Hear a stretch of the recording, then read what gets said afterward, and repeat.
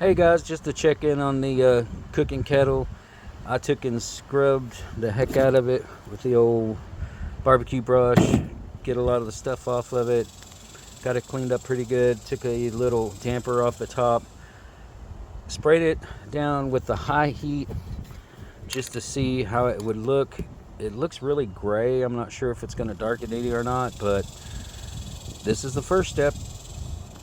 All right, now I've got the small pieces painted with the Rust-Oleum high heat, the flat silver, and I have this to block from this, which is the bottom piece, which I did like the top. I took and scrubbed the heck out of it, and then took and sprayed it totally. And here's the top again. So once everything gets totally dry, I can try to put one more coat on the top just to make it look a little better, maybe a little darker, not sure, but the bottom's pretty much ready to go. Just got to clean out the inside and paint the inside of it.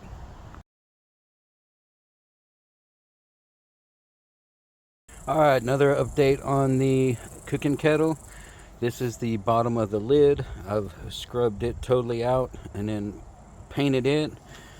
Here's the inside of the bottom piece. I've scrubbed it out, wiped it out, even went after it with a little greenie to get all the stuff that loose, all the rust off. So now I'm going to take and spray the inside of this one. All right, it is done.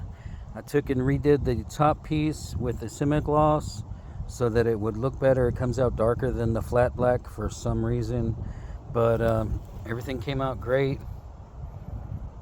Looks good there. The little vent works. Everything works perfect. Open it up. Still need to get the top grate, but that's not a big deal. It's just a 17-inch grill top, or I can have one made. I'm not sure what I'm going to do yet, but there it goes. It's ready to go. So hope everybody has a great day.